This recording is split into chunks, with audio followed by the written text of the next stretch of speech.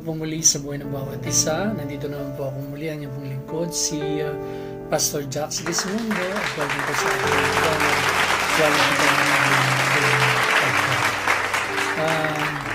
ngayong pong araw na ito, ang title po ng ating teaching message for today, You Can Take It With You. Sa Tagalog, hindi mo yan madadala sa hukay. Pero bago tayo magpatuloy sa pag-aaral natin ng salita ng Diyos, ako po yung naganda ng isang video presentation para sa buhay ng bawat isa sa atin. Panoorin po natin.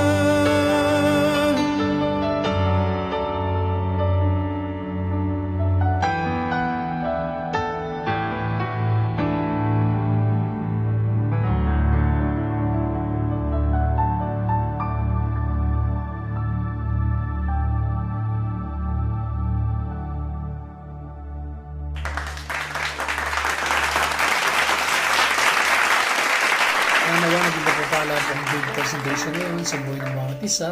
At katulad po ng aking pong sinabi, ang title po ng ating teaching message for today, You Can Take It With You. At ang ating pong text ay matatagpuan po natin sa Book of Luke, chapter 12, beginning verse 13 hanggang verse 21. And it says, and I quote, someone in the crowd said to him, Teacher, tell my brother to divide the inheritance with me. Jesus replied, a man who appointed me a judge or an arbiter between you. Then he said to them, watch out, be on guard against all kinds of greed. Life does not consist in an abundance of possession. In verse 16, and he told them this parable, the ground of a certain rich man yielded an abundant harvest. He thought to himself, what shall I do? I have sabi mo ganito rito, I have no place to store my crops. Then he said, this is what I'll do. I will tear down my barns and build bigger ones, and there I will store my surplus grain. And I say to myself, you have plenty of grains laid up for many years. Take life easy, eat, drink, and be merry. But God said to him, you fool, this very night your life will be demanded from you. Then who will get what you have prepared for yourself? This is how it will be with whoever stores up things for themselves but is not rich towards God. Ang Diyos po magpapala sa pagkakabasa ng kanyang buhay at makapangyarihang salita. Tumakon po tayo sa diwa ng panalangin. Panginoon, kami po ay lumalapit sa iyo at nagpapakumbaba at kami po yung maasa at nananalig na sasama mo kami sa pag-aaral namin ng iyong salita ngayon pong araw na ito. Wala po kami ibang gagawin kundi patuloy na itaas sa iyo ang lahat ng papuri, pasalamat sa pangalan ni Jesus. Amen. Sa panahon nito, napakarami sa atin ng totoo namang nahihirapan sa buhay. Halos ibigay na natin ang ating buong panahon sa pagtatrabaho para lang tayo kumita ng pera. Totoo nga po mahirap na ang buhay sa mga pagkakataong ito. Pero ito po yung ating tatalakayan ngayon pong araw na ito mula po sa ating pong title po ng ating teaching message for today, You Can Take It With You. Sa Tagalog, hindi mo yan madadala sa hukay. Now, tayo po bilang mga Kristiyano ay kinakailangang tayo po inatasan ng ating pong Panginoon na ang lamanin po ng ating mga puso't isipan ay hindi mga bagay na dito sa ibabaw ng lupa, not of the earthly things but of the heavenly things. Pero tayo po ay dahil sa din ng pangangailangan, yung po mga importanteng bagay ay napapalitan ng mga bagay na kinakailangan natin dito sa ibabaw ng lupa. At tayo po ay kinakailangan nating bilang mga Kristiyano sumunod sa kautusan ng ating Panginoon. Tayo ligit man sa nakakaalam sa ating po mga buhay ay ang Diyos ang nakakaalam kung anong dapat nating ipinaghahanda. Mula po rito sa ating mga binasa, sabi nga pong ganito rito, someone in the crowd said to him, Teacher, tell my brother to divide the inheritance with me. And Jesus replied, man who appointed me a judge or an arbiter between you. Then he said to them, watch out, be on guard against all kinds of greed. Life does not consist in an abundance of possession. So, sa simple pong salita, lahat po ng mga bagay na ating pong pinaghihirapan, lahat po ng ating mga bagay na pinagsisikapan, hindi po natin yan madadala sa hukay. Ngayon pong araw na ito po yung tatalakayin natin sa ating pong kalagitnaan, ang pagbabago ng ating isipan patungkol sa kung ano ang dapat na pinagpapahalaga natin sa ating mga buhay. Number one, we cannot take any material things with us beyond the grave. Totoo nga po na panandalian lang tayo dito sa buhay na ito. Ako po ay tinestigo na ako ay maraming kaibigan, maraming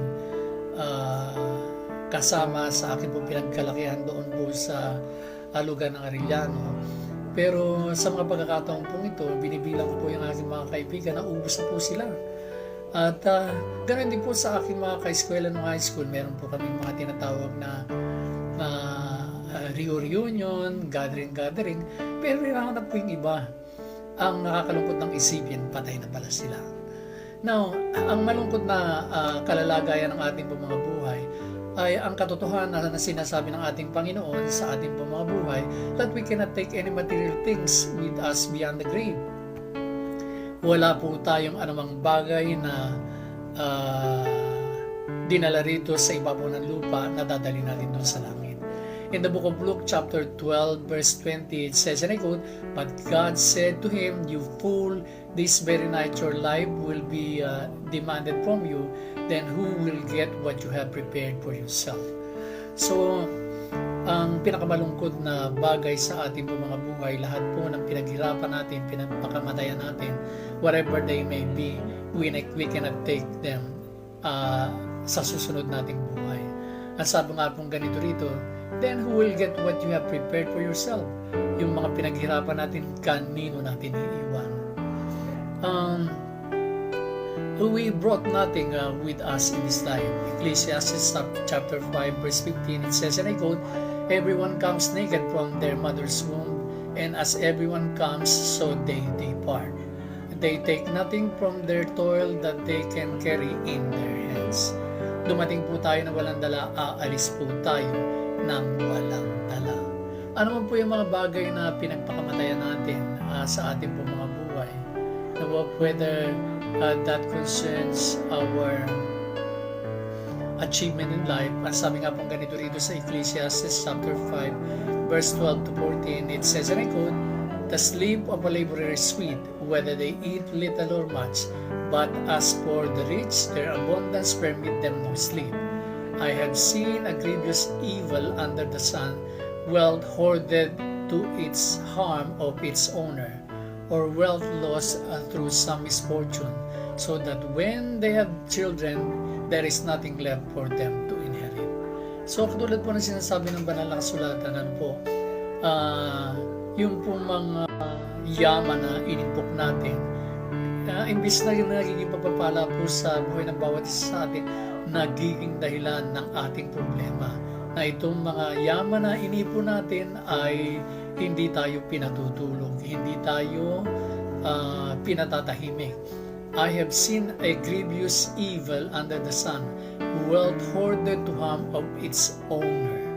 So yung mga hinord natin, yung mga kinamkam natin na mga yaman, ito po yung nagbibigay ng harm sa buhay ng bawat isa sa atin through some misfortune.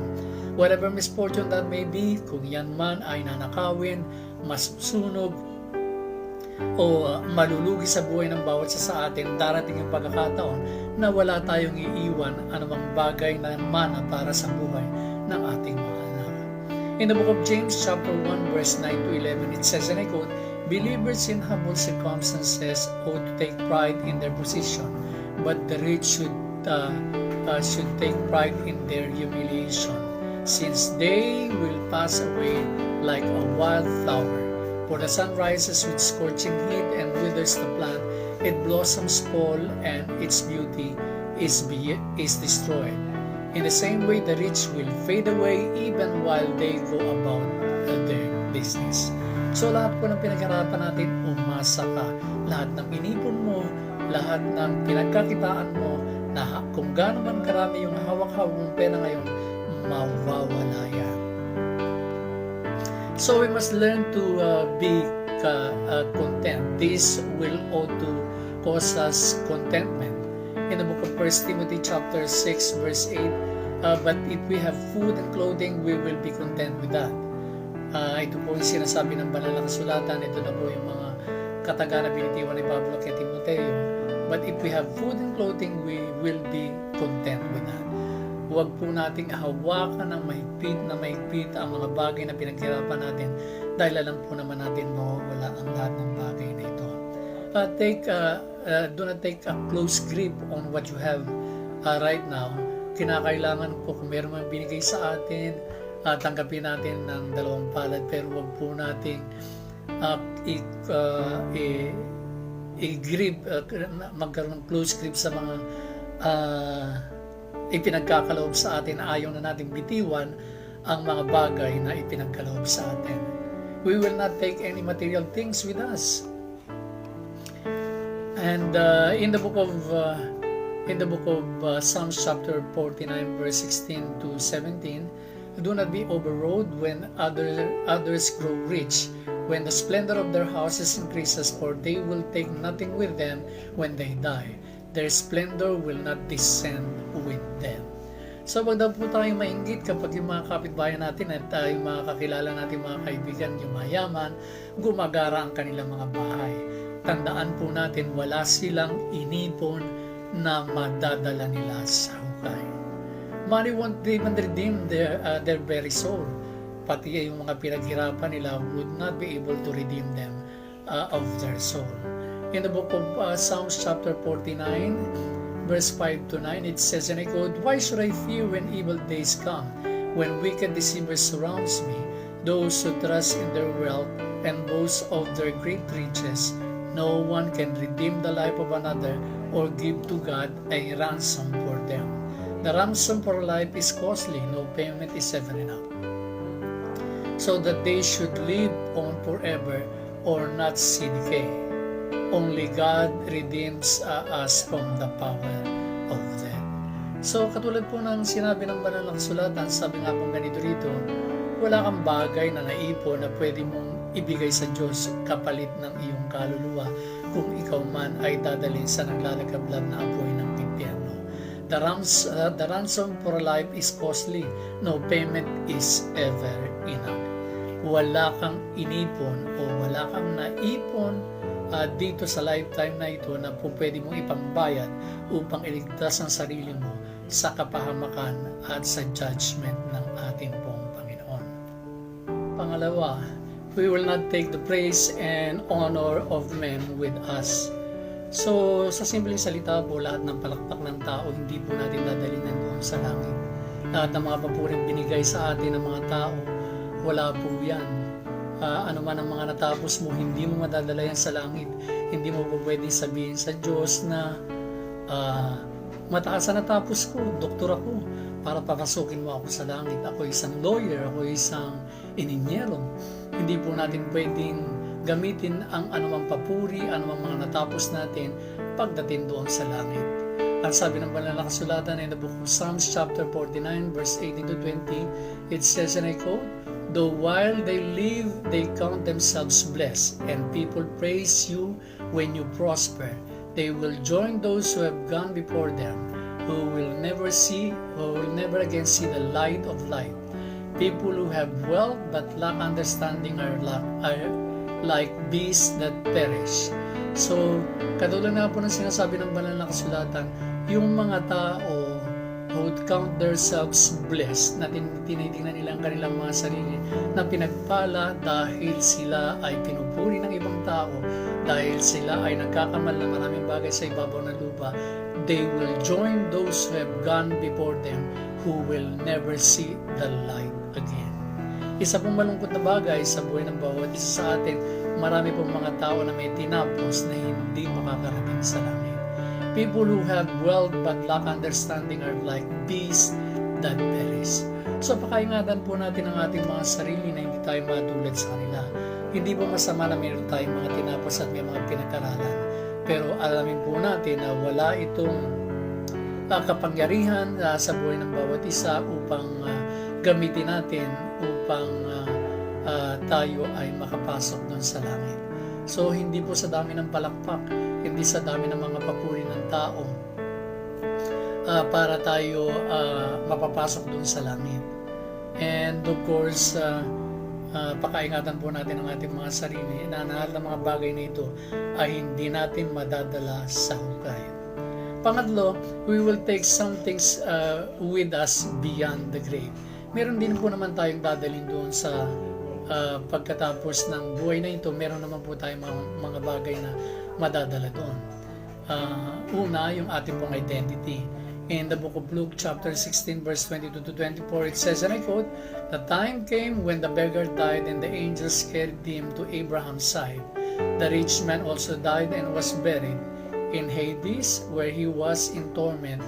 He looked and saw Abraham far away with Lazarus by his side. So he called to him, Father Abraham, have pity on me and send Lazarus to dip the tip of his finger in water and cool my tongue because I am in agony in despair. So may pagkakakilanlan po kung paano po yung rich man ay nakilala niya doon si Lazarus. In the very same way, we will keep our identity in heaven. Our character and conduct, Matthew chapter 25 verse 34 to 40, it says, and I quote, then the king will say to those in the right, or rather on his right, come you who are blessed by my Father, take your inheritance, the kingdom prepared for you since the creation of the world. For I was hungry and you gave me something to eat. I was thirsty and you gave me something to drink. I was a stranger and you invited me in. I needed clothes and you clothed me. I was sick and you looked after me. I was in prison. The righteous will answer him, Lord, when did we see you hungry and feed you, or thirsty or give you something to drink? When did we see you a stranger and invite you in, or needing clothes and clothe you? When did we see you sick or in prison and go to visit you? The king will reply, truly I tell you, whatever you did for one of the least of these brothers and sisters of mine, you did it for me.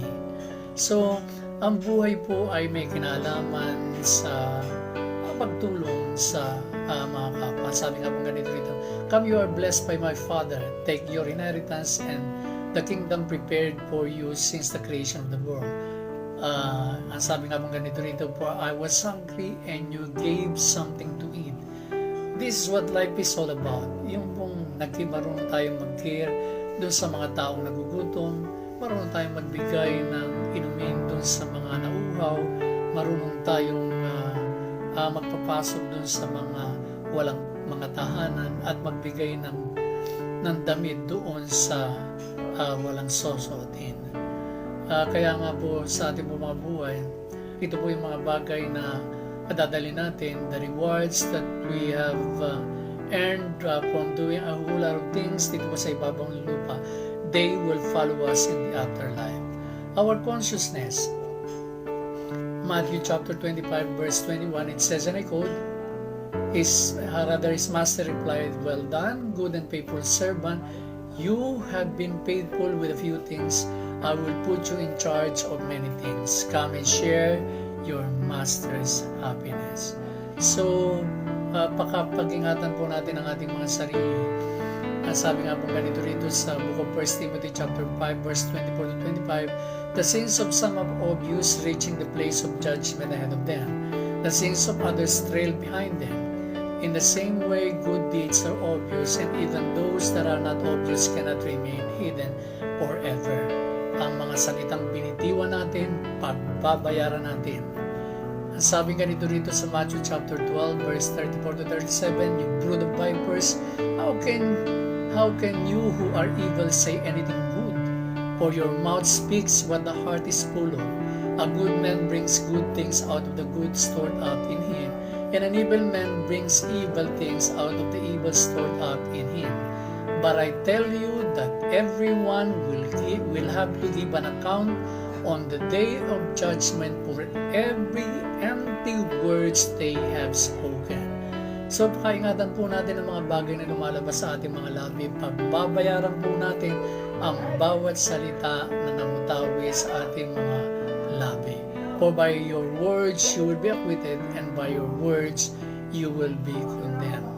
Our works, Revelation chapter 14 verse 13, then I heard a voice from heaven say, write this, blessed are the dead who die in the Lord from now on. Yes, says the Spirit, they will rest from their labor, for their deeds will follow them. So ako po hindi na nagkulang na paalala sa buhay ng bawat isa sa atin. Pakaingatan po natin kung paano natin ini-spend yung ating po mga buhay. Ang bawat araw na dumadaan ay wag po nating sayangin sa mga bagay na hindi naman po natin madadala doon sa langit.